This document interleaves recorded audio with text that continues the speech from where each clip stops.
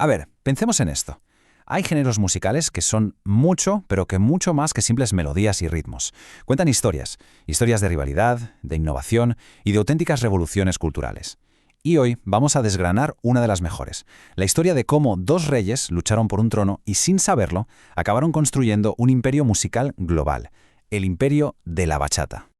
Vale, vamos a meternos de lleno, porque la bachata no siempre fue este fenómeno mundial que conocemos hoy. Que va, durante décadas fue despreciada, se la consideraba música de amargue, algo relegado a bares de mala muerte. Pero de repente, en 2019, la UNESCO la declara Patrimonio Cultural Inmaterial de la Humanidad.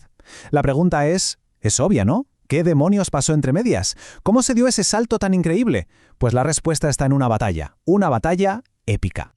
Y todo empieza con un pionero, con el arquitecto del sonido moderno, un visionario que miró la bachata, esa música despreciada en su tiempo, y vio un potencial que la verdad nadie más era capaz de ver. Él fue quien puso la primera piedra de lo que se iba a convertir en un auténtico palacio musical. Hablamos de Luis Vargas, claro, conocido como el Rey Supremo. Venía de Montecristi, y aunque creció con el merengue típico, su alma conectó de una forma especial con esa música de amargue.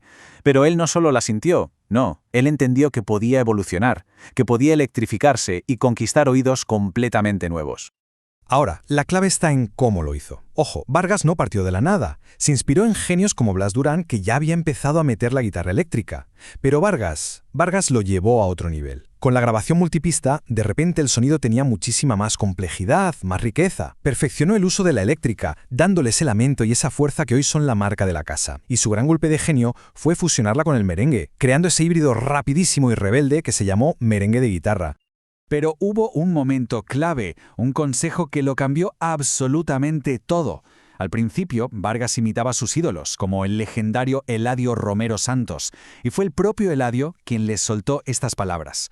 Según cuenta Vargas, eso le partió el corazón, pero fue lo que le obligó a buscar su propia voz.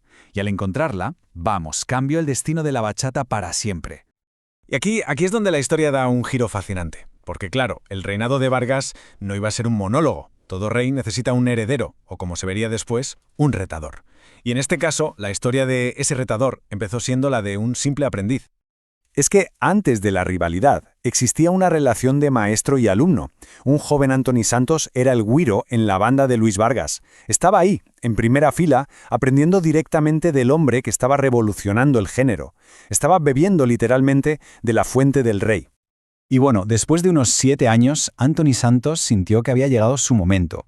Dejó la banda de Vargas para lanzarse en solitario. Y esto no era solo un músico que se iba del grupo, no.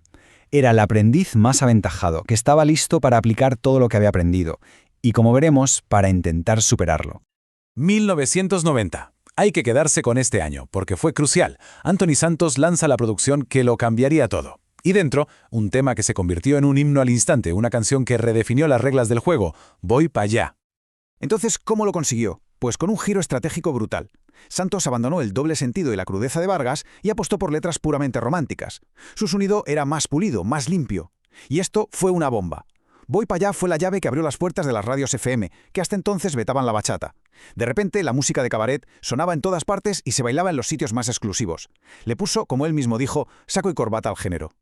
Así que el escenario estaba listo. Con dos gallos en el mismo corral, el choque era inevitable. El aprendiz había construido su propio reino justo al lado del de su maestro, y ahora los dos querían la misma corona. Aquí, justo aquí, empezaba la gran batalla que definiría el sonido de la bachata en los años 90. Y esto ilustra a la perfección las dos corrientes que se crearon. Por un lado tenías a Vargas, con su sonido más crudo, sus letras picantes y esa conexión con las raíces rurales. Y por el otro a Santos, con su propuesta romántica, arreglos súper sofisticados y su conquista de las clases altas. No eran solo dos artistas, eran dos visiones de lo que la bachata podía llegar a ser. Cualquiera podría pensar que esta guerra de indirectas en canciones y declaraciones iba a dañar la bachata. Pues no, ocurrió justo todo lo contrario. La rivalidad generó un interés mediático y popular sin precedentes, mantuvo a la bachata en el centro de la conversación y obligó a los dos a innovar constantemente para superar al otro. Los grandes ganadores fuimos el público. Pero el tiempo, ya se sabe, tiene una forma de ponerlo todo en su sitio. Después del ruido de la batalla, de las canciones, de las declaraciones, llegó la calma. Y con ella llegó el momento del reconocimiento. de consolidar un legado que, en el fondo, los dos sabían que habían construido juntos. Esta frase de Anthony Santos es potentísima. Es el reconocimiento definitivo. El antiguo aprendiz, ya convertido en el Mayimbe, en el rey indiscutible, pone a su antiguo maestro en el panteón del género junto a él. Admite que sin la revolución de Vargas, su propio ascenso simplemente no habría sido posible. Un cierre de círculo magistral. Vale. Vargas y Santos habían conquistado la República Dominicana, habían elevado la bachata de la marginalidad al estrellato nacional. Pero el imperio aún tenía fronteras. Alguien tenía que coger esa bandera y llevarla al resto del planeta. Entramos en la fase final de esta coronación. El trono de la República Dominicana ya tenía 2 reyes, pero el mundo aún no los conocía. Este es el momento en que la bachata hace las maletas, cruza el charco y empieza a hablar un lenguaje completamente universal.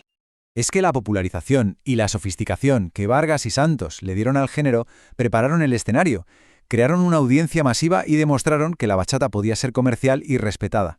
Y esto fue clave para que un músico con una formación totalmente diferente como Juan Luis Guerra se fijara en ella. Le prepararon la pista de aterrizaje. Y lo que hizo Juan Luis Guerra fue tan impactante que merece su propio nombre, la Reforma Rosa. Cogió la estructura de la bachata, pero la vistió con la complejidad del jazz, con instrumentos de músicas del mundo y sobre todo con una lírica poética, metafórica, que nunca se había visto en el género. Rompió el último tabú que quedaba. Este cronograma lo resume todo a la perfección. Vemos la evolución directa, la electrificación de Vargas, la romantización de Santos y en ese mismo año clave, 1990, la globalización poética de Guerra. 3 pasos que culminan casi 30 años después con el máximo reconocimiento mundial. Es una línea directa clarísima hacia la corona. Al final, esta es la historia de cómo una batalla personal entre un maestro y su aprendiz, una historia llena de rebelión y de genio, no solo no destruyó su arte, sino que lo hizo tan fuerte, tan rico y tan popular que acabó siendo aclamado por el mundo entero como un auténtico tesoro cultural. Y esto nos deja con una idea fascinante para reflexionar. La historia siempre se repite. La competencia artística es uno de los motores más potentes de la creatividad. Quizás ahora mismo, en algún lugar, 2 artistas están librando una batalla parecida, y de sus chispas nacerá el próximo gran género musical global. Solo el tiempo lo dirá.